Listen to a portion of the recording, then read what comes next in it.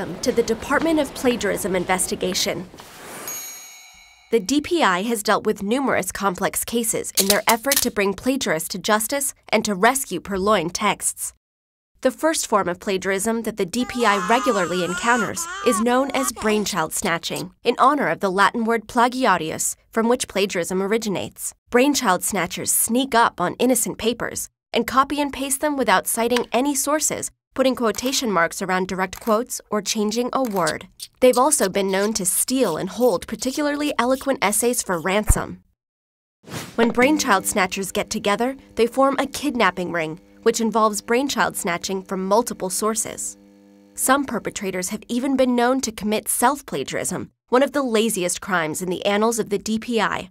Also known as one-sided collaborators, these oddballs snatch up entire texts or small passages that they've written before and present them as brand new material. Brainchild snatchers and kidnapping rings are easy for the DPI to catch. Just paste a few passages into a search engine and bam, they're caught red-handed.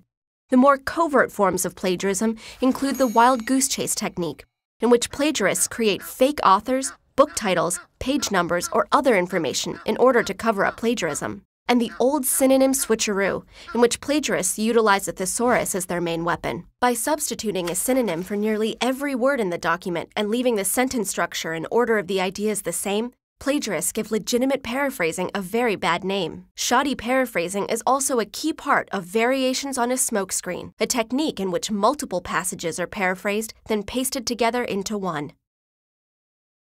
The thorniest issue that the DPI deals with is the misconception that you can never be accused of plagiarism if you use quotes and cite your sources. This is most certainly not the case, because a paper that is made up of passage upon passage of other people's ideas is known as a wholly quotable document. This is considered plagiarism since there are no original thoughts in the work.